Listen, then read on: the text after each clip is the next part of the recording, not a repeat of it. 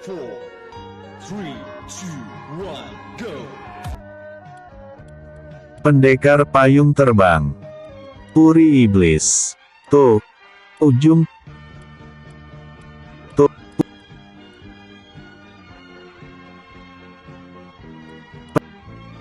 Pendekar payung terbang.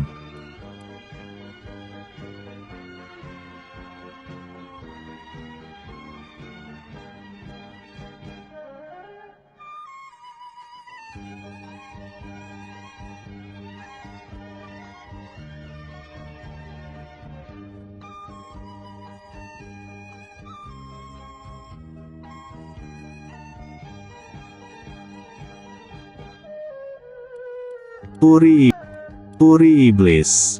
Tuk. Ujung payung berhasil menghantam dada. Buta merah terkejut karena gerakan Adijaya yang hampir tak terlihat. Tambah kaget lagi ternyata tenaga manusia ini cukup kuat sampai mendorongnya 3 tindak. Sementara Adijaya terpental balik sejauh 3 tombak.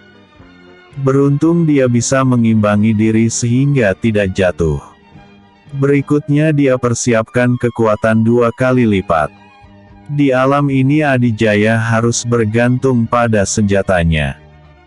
Mau tak mau dia juga harus ciptakan jurus dari kitab Hyang Sajati yang kini sudah hafal di luar kepala setelah bertemu Ki Kuncung Putih.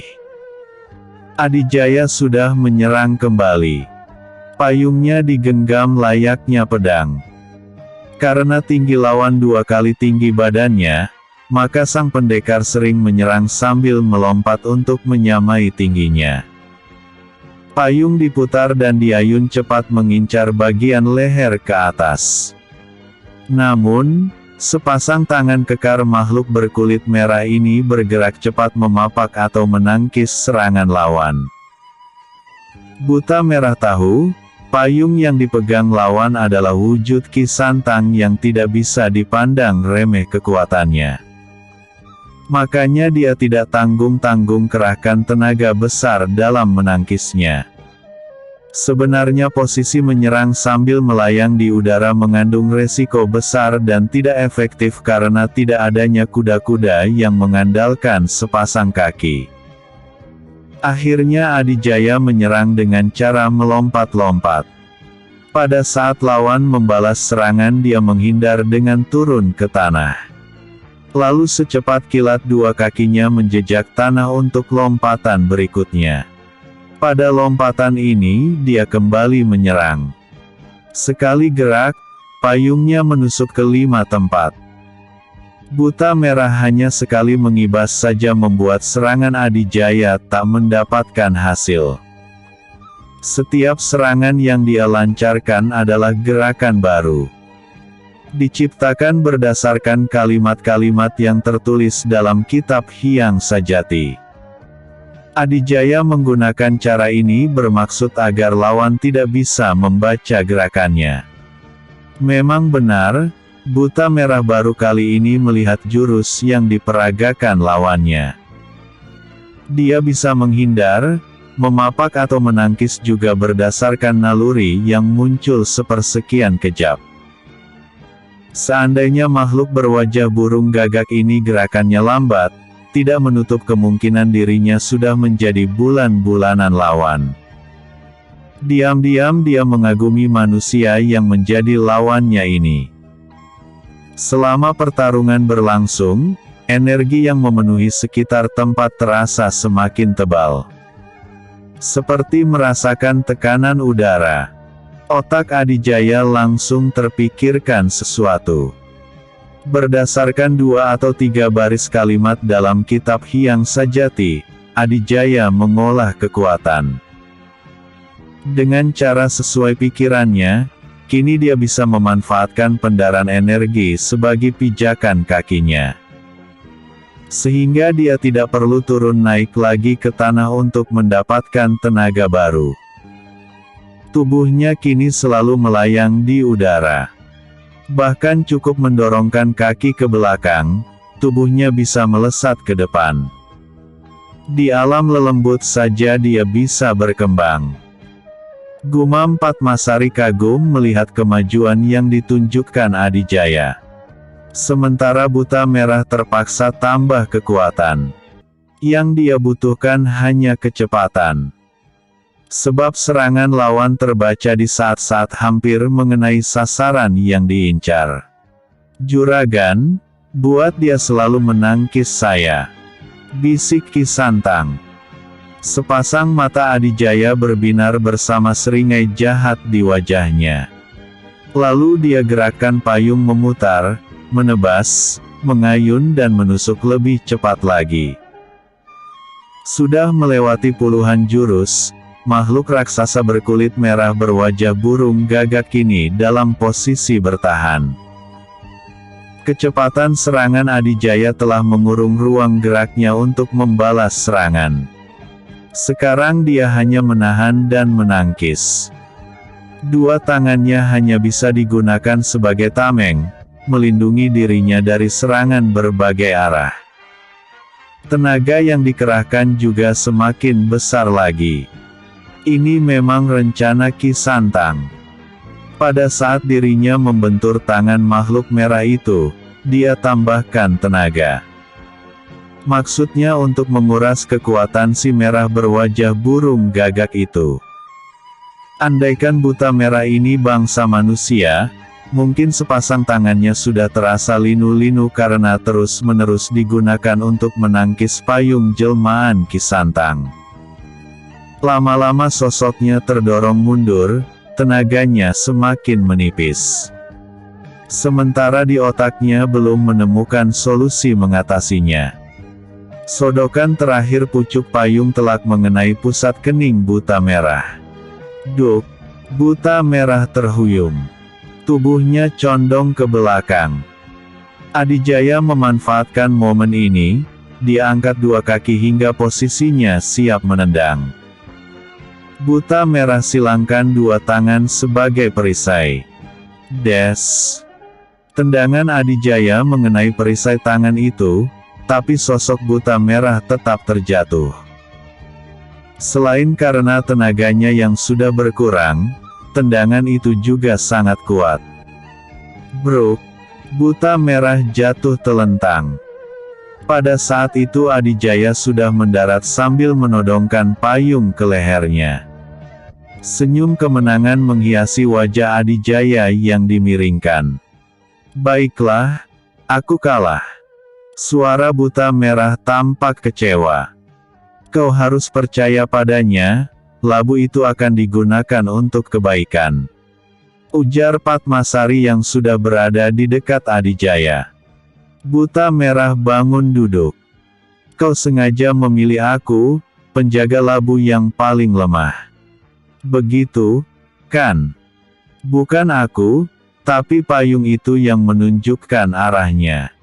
Sanggah Padmasari.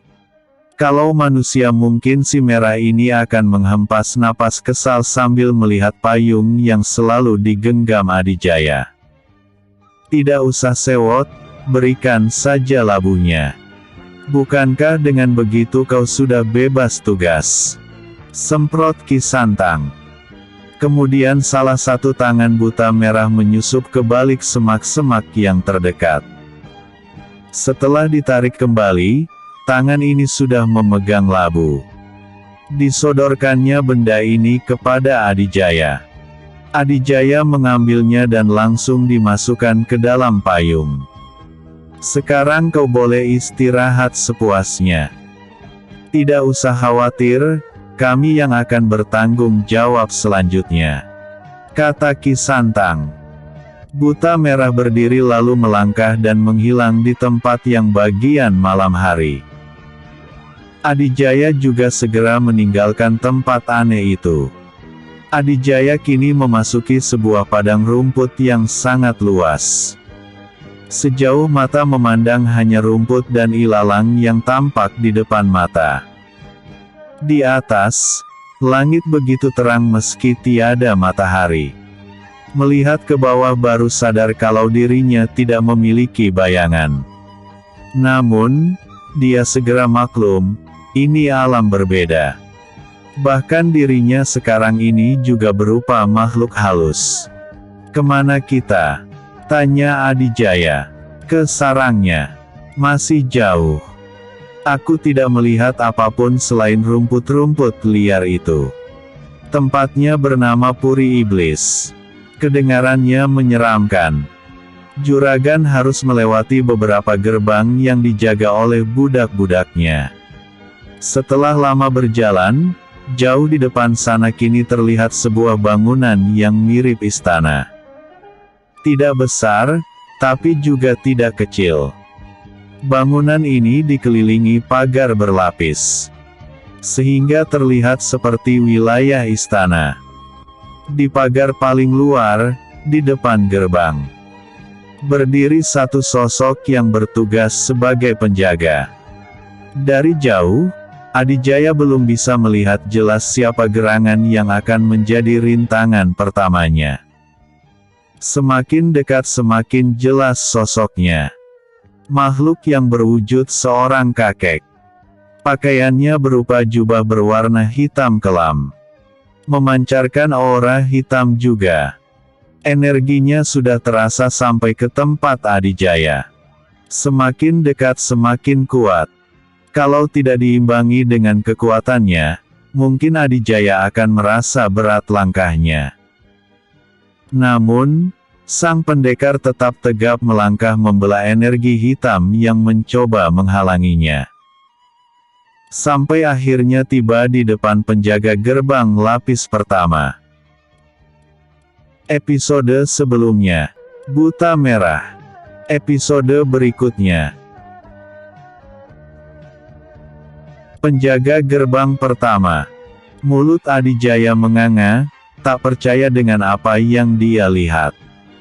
Sosok kakek yang berdiri 5 tombak di depannya ternyata sangat dikenalnya. Salah satu orang terdekatnya. Berhati mulia dan sudah seperti kakek sendiri.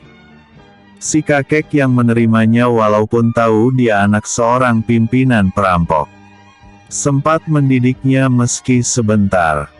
Dia pemimpin padepokan yang sangat berarti baginya. Ki Ranggasura guru dan pemimpin padepokan Linggapura. Bukankah kakek Ranggasura mati jauh lama setelah Ganggasara tewas? Tatapan Adijaya mencari jawaban pada Padmasari karena tidak mengerti kenapa bisa jadi budak siluman. Bisa jadi namanya sudah tercatat bersama nama-nama lainnya sebelum Ganggasara mati. Gila, rencananya sudah jauh ke depan.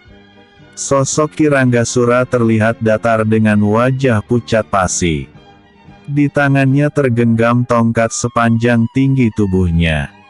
Tongkat dari baja berwarna hitam yang mengkilap. Adijaya sejenak merasa ragu menghadapi orang yang sangat dia hormati. Jangan ragu, sekarang dia sudah jadi budak yang hanya menuruti perintah majikannya. Bahkan mungkin dia sudah tidak mengenal juragan lagi. Padmasari menjauh, memberikan tempat seluasnya untuk Adijaya yang sedang mengatur perasaannya. Bagaimanapun juga dia tidak sampai hati melawan sang kakek. Terlihat Ki Ranggasura mengangkat tongkat lurus ke depan sejajar dengan matanya. Energi buruk memancar lebih kuat lagi. Adijaya pendarkan hawa sakti beraroma harum. Cahaya putih tipis melapisi tubuhnya. Dalam otaknya segera mencari barisan-barisan kalimat untuk menciptakan jurus pedang atau tongkat sambil menunggu Ki Ranggasura yang lebih dulu menyerang. Tanpa didahului dengan teriakan, Ki Ranggasura menghambur menyerang Adijaya dengan sabetan tongkatnya. Sosok kakek itu bergerak cepat seperti bayangan, hampir saja Adijaya tidak dapat melihatnya. Walaupun sekarang hanya berupa sukmanya, tetapi jurus yang dia peragakan tetap berasal dari bangsa manusia. Sehingga Adijaya bisa membaca inti gerakannya, kemudian dihubungkan dengan beberapa kalimat yang dia ingat dalam kitab Hyang Sajati. Ternyata jurusnya sesuai dengan kalimat baris sekian halaman sekian. Maka dari itu Adijaya langsung terpikirkan cara pemecahannya. Dia tahu kemana arah tongkat lawan akan bergerak. Sehingga dengan cepat gerakan payungnya mendahului gerakan tongkat Ki Ranggasura. Namun, si kakek tetap tanpa ekspresi kendati serangannya mentah di tengah jalan. Dia tetap menyerang tanpa ampun. Kondisi Ki Ranggasura yang seolah tanpa perasaan mengingatkan Adijaya pada ilmu menjerat pikiran. Selintas dalam pikirannya ingin mencoba ilmu itu. Apakah berlaku di alam gaib? Adijaya memperlebar jarak agar bisa mendapatkan waktu untuk menggunakan ilmu menjerat pikiran. Tapi Ki Ranggasura terus merangsek tidak memberi kesempatan padanya untuk berhenti sekejap pun. Terpaksa pendekar payung terbang meloncat setinggi 3 tombak ke udara, lalu mengayunkan payung ke bawah. Segelombang energi melesat cepat. Pada saat itu Adijaya sudah mendarat kembali. Blair. Sengaja energi diarahkan ke tanah agar sosok Ki Ranggasura menjauh. Karena kalau langsung diarahkan ke orangnya tidak akan berpengaruh apa-apa. Semua yang ada di alam ini tidak bisa mati. Setelah mendapatkan kesempatan, sang pendekar segera keluarkan ilmu menjerat pikiran. Seketika wajah kesalnya tampak. Rupanya ilmu ini tidak berfungsi. Padahal niatnya ingin mempengaruhi pikiran si kakek agar tidak mau lagi menjadi budak. Percuma, juragan. Teriak Padmasari tahu yang dilakukan majikannya. Dia terjerat oleh semacam buhul. Adijaya memutar otaknya lagi, bagaimana caranya melepaskan pengaruh yang menguasai dan mengendalikan sukma Ki Ranggasura. Sementara kakek itu sudah melesat kembali sambil menyabetkan tongkatnya. Trak. Tangkisan payung lebih cepat dari sabetan tongkat. Tangan Adijaya bergetar, ternyata tenaga yang dilepaskan lebih besar dari semula. Ki Ranggasura sudah mengurungnya kembali dengan putaran tongkat yang hampir tak kelihatan saking cepatnya. Adijaya buka payung, daun payung yang terbuka itu menjadi perisai menahan setiap sabetan, tusukan atau ayunan tongkat. Setiap terjadi benturan, getarannya begitu kuat sampai tangannya kesemutan. Kalau bukan karena payung itu, mungkin dirinya sudah didera ratusan kali pukulan tongkat. Ki Ranggasura terlihat tidak merasa kelelahan sama sekali. Apa mungkin karena dia sukmanya, tapi kenapa Adijaya merasakan dadanya sesak padahal tidak bernapas? Sesak seperti berada di alam nyata. Beberapa lama Adijaya terus berada dalam kurungan sinar tongkat yang berkelebat dari segala arah. Pikirannya mendadak tidak berjalan. Gerakan lawan sulit dilihat sehingga sulit membuat pemecahnya. Bantai jagat. Teriak Adijaya akhirnya keluarkan ajian itu. Tangan yang memegang payung menghentak ke atas, tangan satu mendorong udara ke depan. Segelombang energi melesat keluar dari tubuhnya. Srit. Tubuh Ki Ranggasura terpental hingga belasan tombak dan jatuh hampir saja menghantam tembok pagar yang entah terbuat dari apa. Karena bentuknya hanya dinding rata tanpa celah-celah atau kisi-kisi. Ajian ini jika digunakan di alamnya akan menghempaskan orang sebanyak 50 atau lebih, tapi di sini hanya untuk satu orang saja. Itu juga membuat dada Adijaya semakin sesak. Adijaya alirkan hawa sakti untuk melonggarkan rasa sesaknya. Dia melihat Ki Ranggasura sudah berdiri dan bersiap menyerang lagi. Dia harus mencari buhul yang menguasai sukma kakek itu. Dia tidak akan menghadapi dalam jarak dekat lagi. Begitu lawan meluruk menyodokkan tongkatnya, Adijaya melompat ke udara dengan payung terbuka. Selagi melayang, Adijaya mengubah energi yang memenuhi udara menjadi pukulan jarak jauh. Pukulan ini lumayan menekan lawan, sampai-sampai Kiranggasura melintangkan tongkat di atas kepala guna menahan tekanan itu. Adijaya mendarat 3 tombak di depan gerbang. Dia tidak akan masuk sebelum menyelesaikan masalah Kiranggasura, yaitu memusnahkan buhul yang menjeratnya. Sang pendekar memandang ke arah Padmasari yang masih tetap berdiri di tempatnya. Wanita Guryang ini mengerti tatapan majikannya. "Periksa tengkuknya," kata Padmasari. Kiranggasura sudah berlari lagi sambil memutar tongkatnya. Adijaya segera menyongsong lawannya. Dia tidak lagi memikirkan jurus pemecahan, sekarang dia fokus ingin menyelamatkan kakek yang pernah jadi gurunya itu. Di saat keduanya hampir bertemu, Adijaya langsung bersalto menghindari sodokan tongkat. Sembari bersalto tangannya meraih kepala si kakek hanya untuk menyibakkan rambut agar bisa melihat tengkuknya. Begitu mendarat, si kakek sudah memutar sangat cepat sambil membabatkan tongkat. Adijaya bersalto lagi, melakukan gerakan seperti semula. Memastikan benda yang menempel di tengkuk si kakek yang tadi dia lihat. Sepertinya itu batin Adijaya.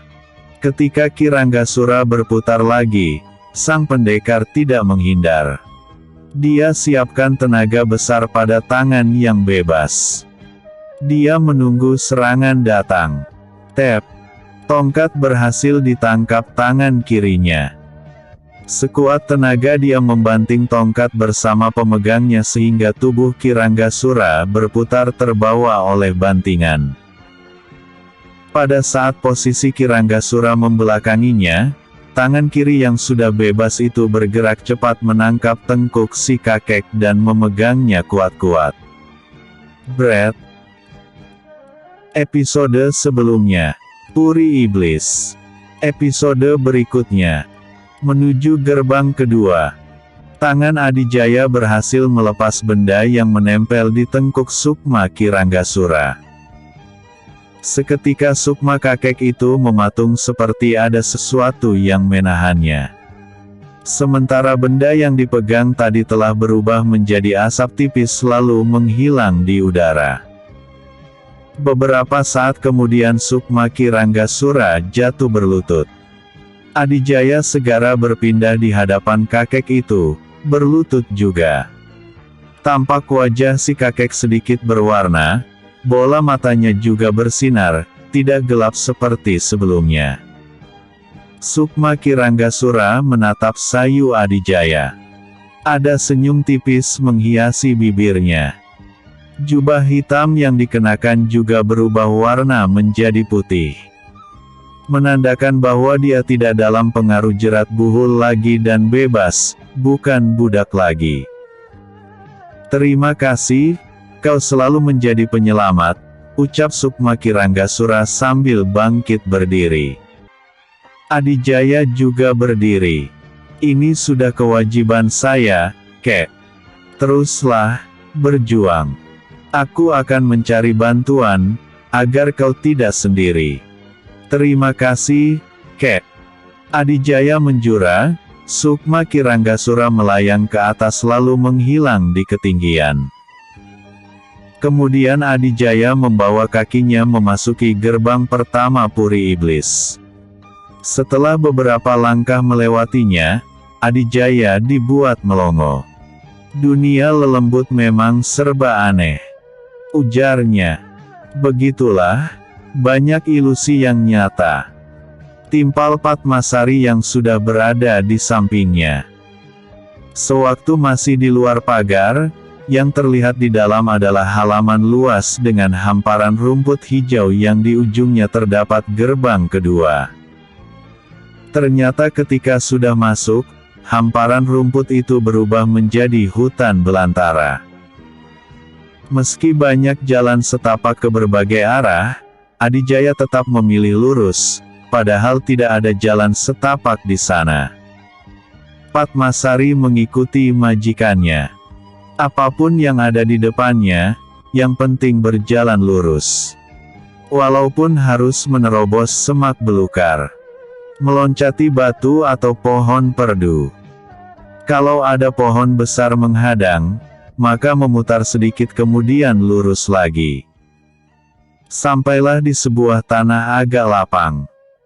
Adijaya dikejutkan oleh 3 harimau yang siap menerkam memamerkan taringnya yang runcing dan panjang. Padmasari mengambil jarak. Rupanya ada rintangan sebelum mencapai gerbang kedua. Tak mau bertindak sembarangan, Adijaya angkat payung terbuka lurus ke depan. Dia menyiapkan ajian bantai jagat. 3 harimau mengaum keras sebelum meloncat, menggunakan cakar masing-masing untuk menerkam Adijaya. 3 sasaran menjadi target: kepala, perut dan kaki. Adijaya memutar payung, energi kuat menghalau gerakan 3 harimau menjadi lambat. Selanjutnya tangan kirinya mendorong udara. Gelombang energi semakin kuat menghantam 3 harimau sampai terdorong jauh. Namun, sebelum terjatuh, 2 kaki belakang hewan buas berhasil menjejak sebuah pohon. Sosok mereka melesat lagi, siap menerkam lagi dengan kekuatan berlipat. Adijaya berguling ke depan menghindari terkaman binatang berkulit loreng ini. Pada saat berguling dan tubuhnya menghadap ke atas, dia sodokkan payung ke atas. Ujung payungnya menghantam perut harimau yang berada di atasnya. Harimau yang tersodok payung terpental jauh. 2 harimau lainnya mendapatkan tempat kosong segera berbalik. Auman mereka semakin kencang pertanda marah karena gagal menerkam target. Kejap berikutnya 3 Raja Rimba sudah bersiap lagi. Adijaya berpikir bagaimana cara melumpuhkan hewan yang tentunya dari bangsa siluman juga. Apakah binatang siluman ini juga dalam pengaruh jerat buhul? Maka ketika 3 harimau menyerang lagi, Adijaya sempatkan meraba salah satu leher hewan belang itu. Sudah belasan kali terkaman tidak ada satupun yang berhasil melukai Adijaya. Apakah Sukma bisa berdarah juga jika dicakar?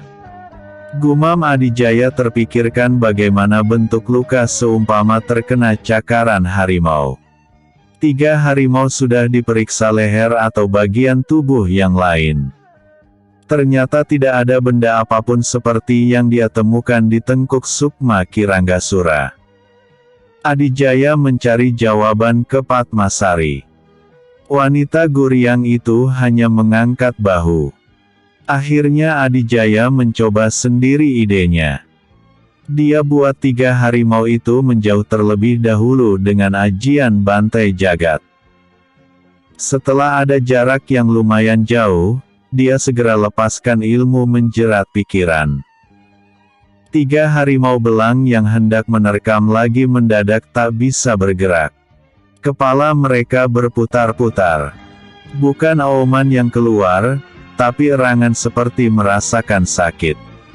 Kalau kalian lelah, istirahat saja, kata Adijaya kepada 3 hewan yang kini dalam kendali pikirannya. Ternyata ilmu ini bekerja juga. 3 harimau akhirnya pergi entah kemana. Kalau di alamnya, mungkin Adijaya akan menarik napas lega. Pemuda ini hanya tersenyum puas saja.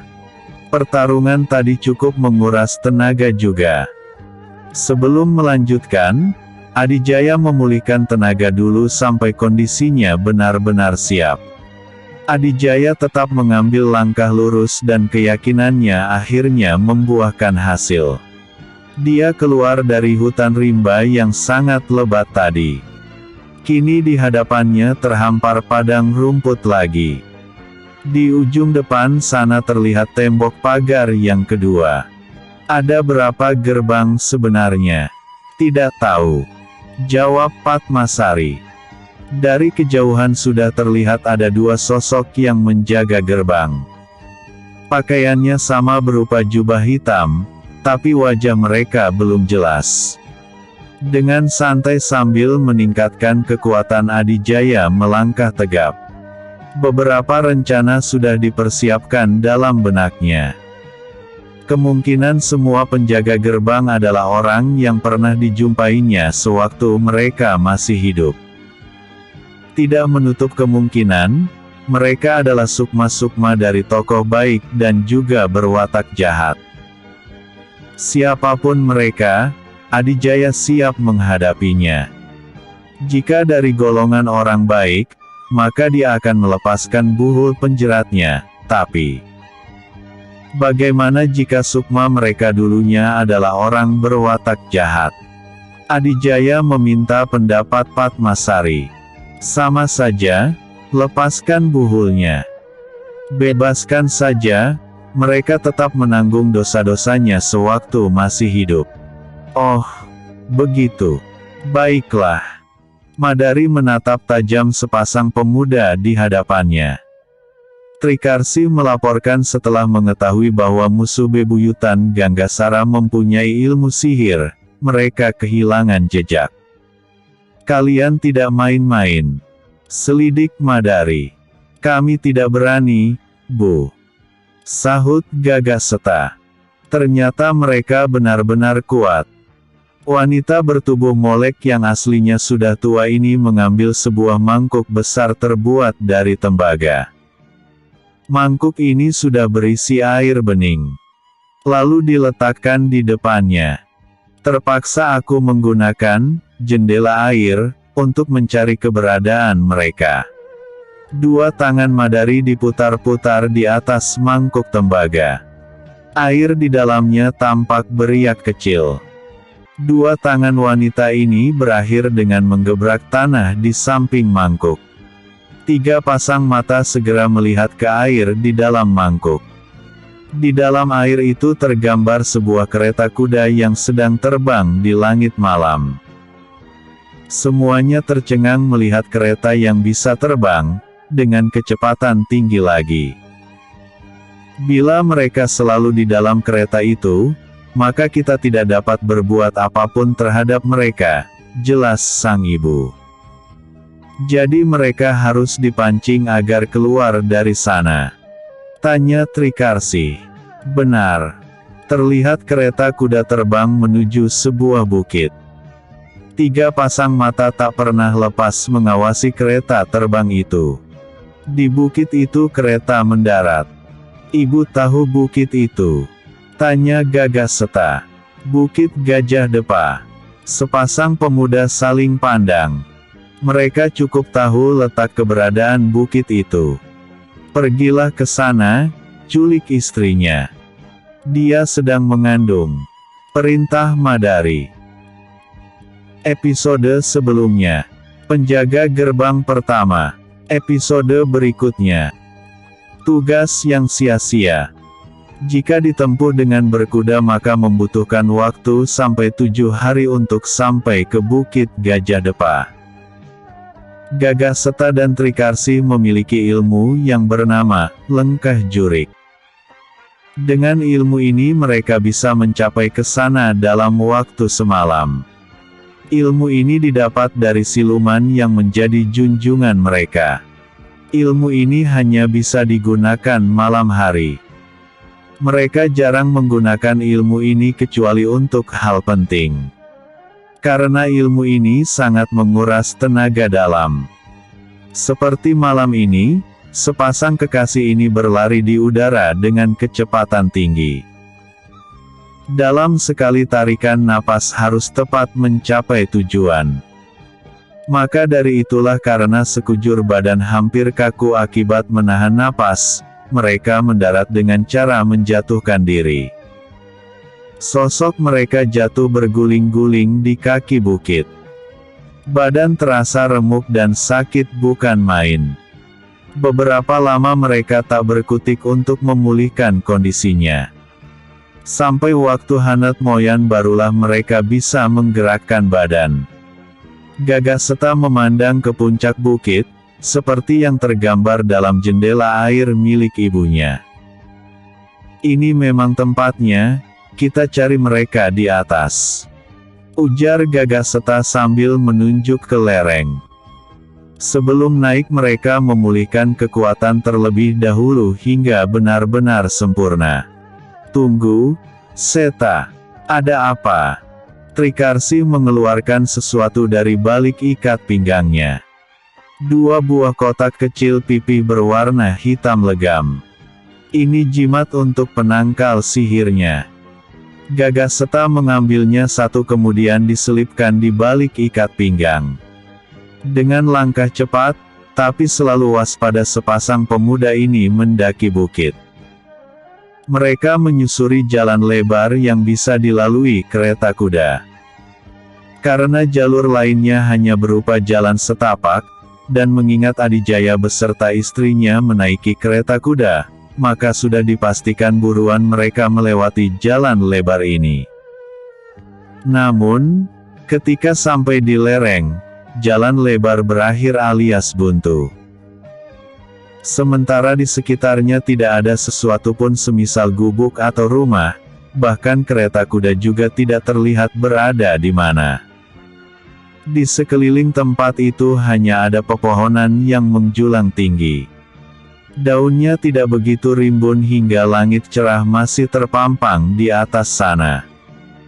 Aneh, kenapa tidak ada apa-apa di sini?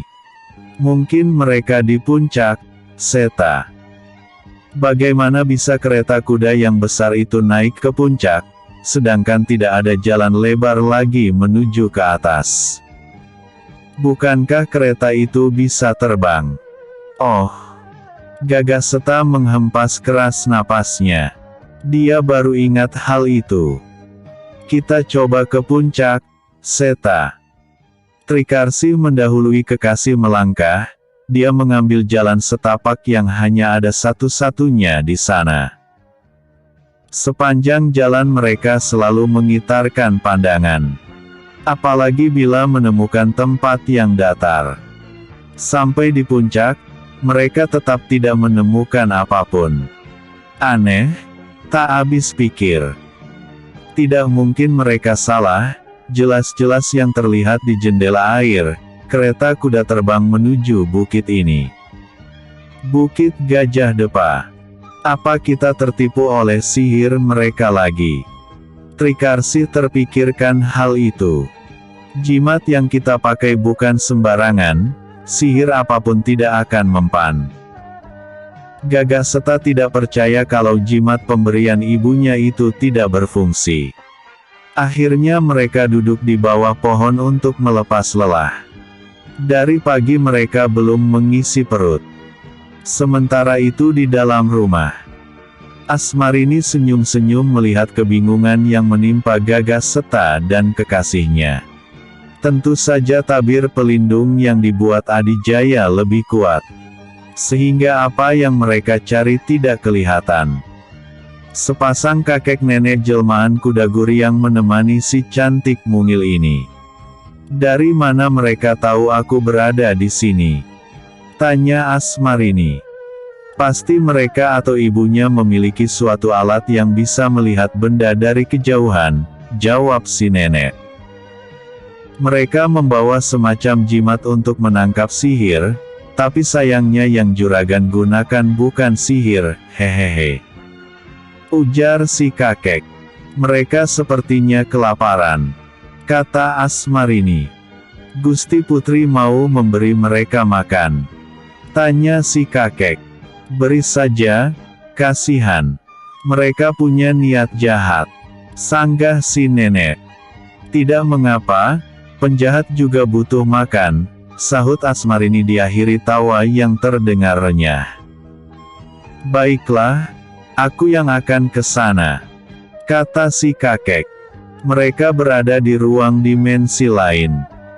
Dari jendela depan itu bisa melihat Gagaseta dan Trikarsih.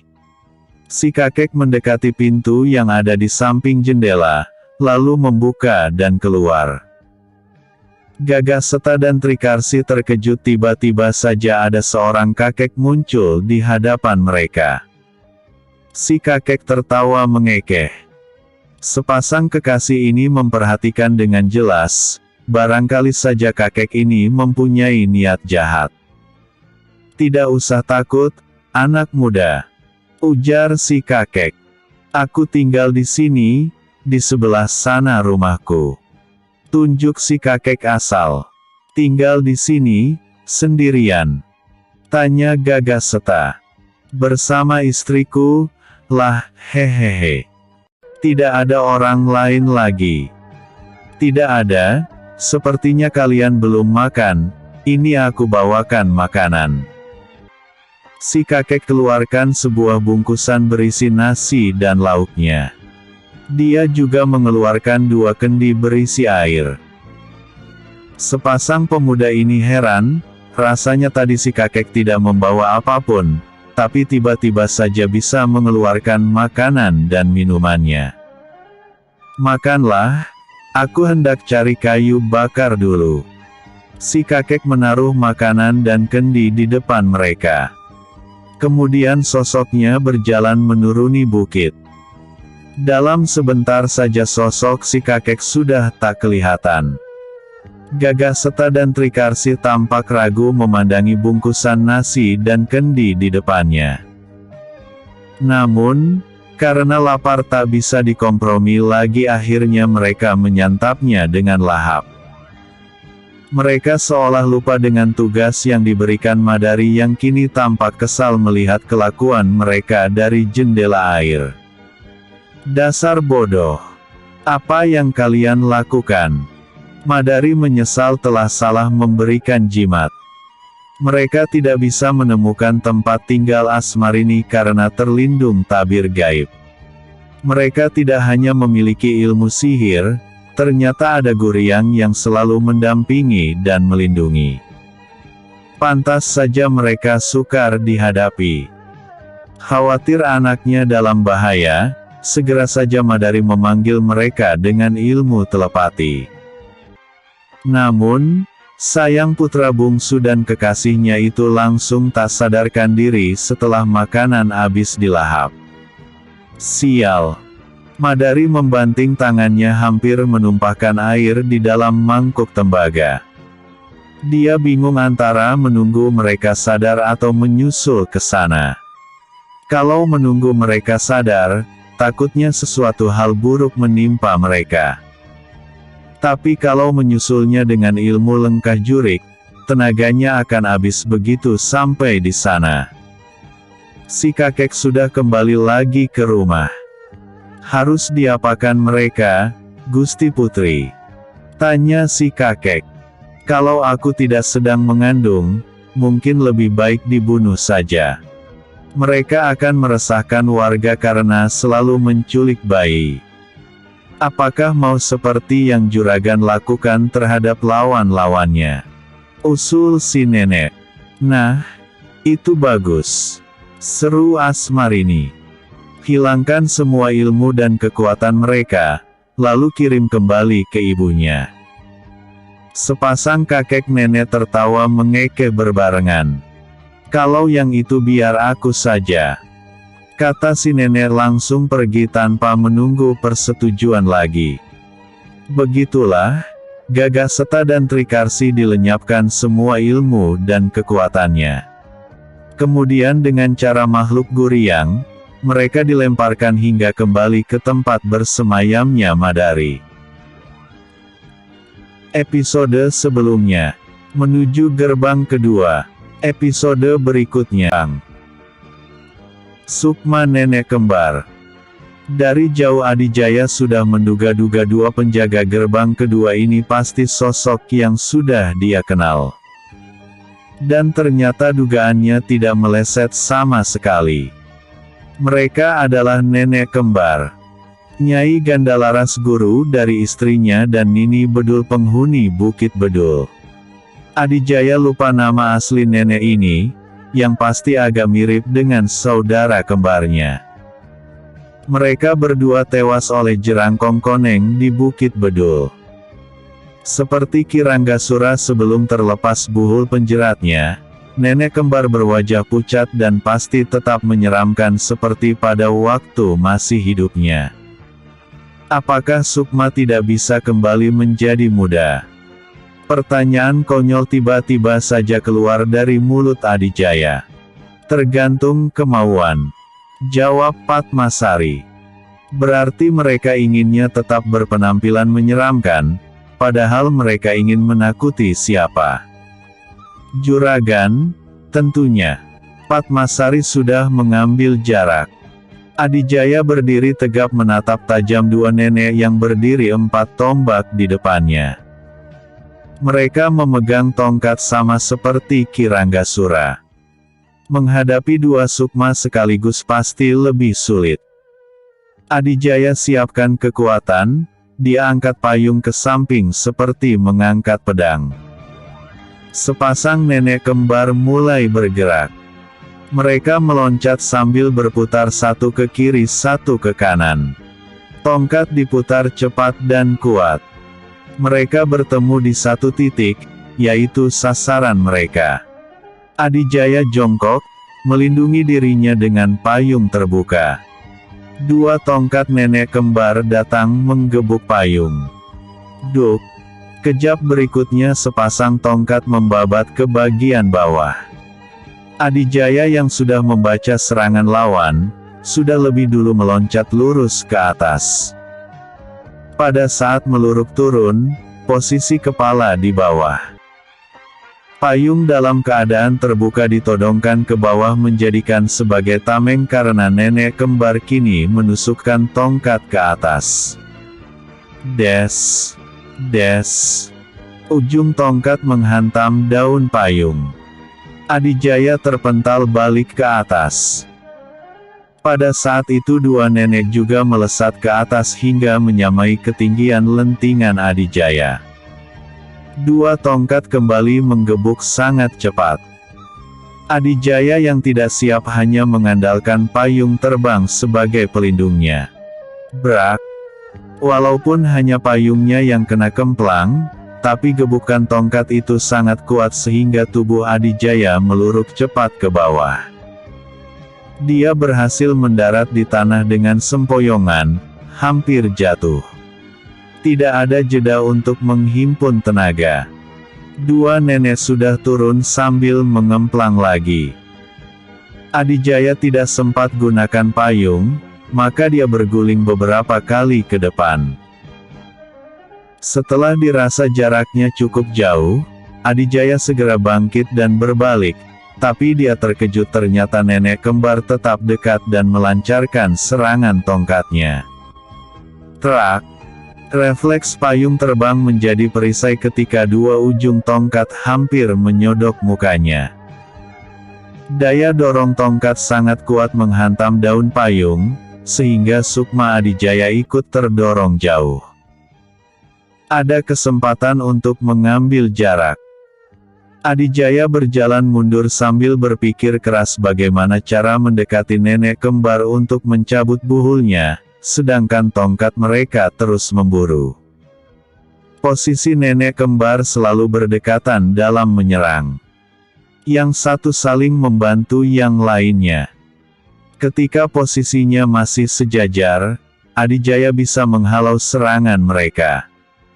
Namun, ketika mereka melebar satu di kanan dan satu di kiri, Adijaya agak kerepotan menerima serangan bersamaan.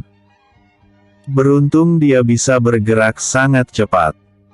Pada saat menghindari serangan sebelah kiri, di sebelah kanan dia menangkis serangan satunya.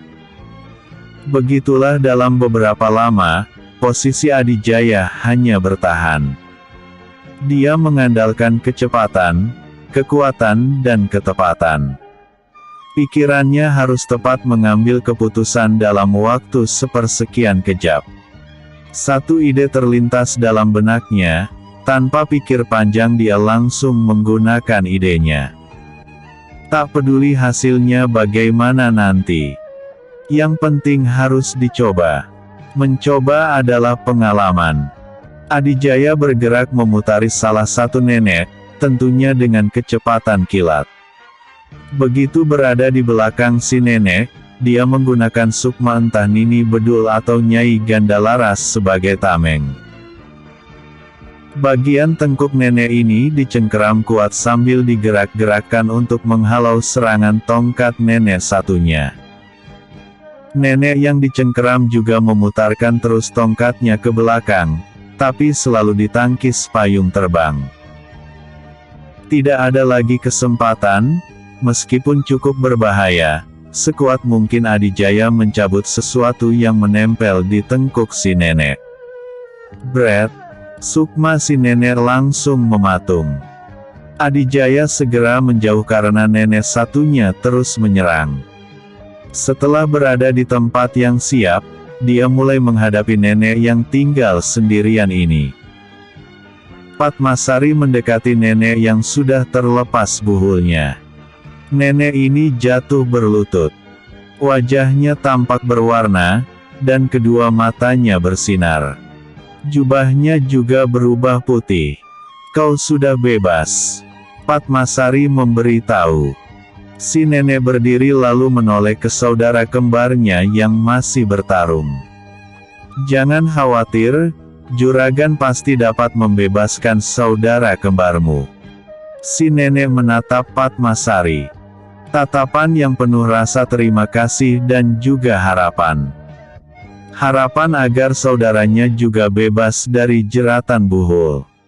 Aku percayakan kepada dia, untuk menumpas jurik Kaladetya. Hanya itu yang diucapkan si nenek sebelum sooknya naik ke atas kemudian berubah menjadi percikan asap dan menghilang. Tinggal menghadapi satu sukma nenek kembar, Adijaya tidak kerepotan lagi. Dulu dia bisa membedakan nenek kembar dengan postur tubuhnya yang berbeda. Nini Bedul tampak bungkuk. Sekarang keduanya sama-sama tegak, jadi tak bisa lagi membedakan mana Nyai Gandalaras dan mana Nini Bedul. Namun, satu di antara mereka kini sudah bebas. Tinggal satu lagi. Adijaya tidak lagi hanya menggunakan payungnya untuk menahan atau menangkis serangan. Kadang tangannya juga tidak ragu menahan sabetan tongkat. Tentu saja tangannya sudah dilapisi tenaga dalam. Kadang juga tangannya bergantian memegang payung. Jurus-jurus si nenek kini mudah dibaca. Tinggal mencari kesempatan untuk melepaskan buhul. Kesempatan itu datang ketika satu sodokan tongkat mengarah ke muka. Adijaya malah bergerak maju seperti membiarkan wajahnya terkena serangan. Namun, 1 senti lagi hampir kena, kepala Adijaya mengepos sedikit sehingga tongkat menusuk udara dan sukma si nenek makin mendekat. Pada saat itu Adijaya meliuk cepat hingga posisinya berada di belakang si nenek. Bret! Tangannya berhasil mencengkeram leher. Tanpa menunggu lama tangannya segera menjambret buhul yang menempel di tengkuk si nenek. Sukma nenek ini langsung mematung lalu jatuh berlutut. Adijaya kembali ke depan. Memastikan bahwa sukma nenek ini telah terbebas dari jeratan buhul. Benar saja, wajah dan matanya kini tampak bersinar. Jubahnya juga berubah putih. Bagaimana keadaan muridku? Pertanyaan itu yang keluar dari mulut si nenek. Berarti dia adalah Nyai Gandalaras. Dia baik-baik saja, dia akan jadi ibu. Kalian sudah menikah. Adijaya mengangguk sambil tersenyum. Jaga dia. Kemudian sukma Nyai Gandalaras yang semasa hidupnya bergelar pendekar pedang bunga melayang ke atas dan lenyap menjadi serpihan asap tipis. Adijaya memandanginya sampai benar-benar lenyap. Adijaya menoleh ke Padmasari yang sudah berdiri di dekat gerbang. Aku dengar nenek tadi menyebut sebuah nama. Jurik Kaladetya. Menyeramkan. Kemudian langkah mereka memasuki gerbang kedua. Episode sebelumnya. Tugas yang sia-sia. Episode berikutnya. Penjaga gerbang ketiga.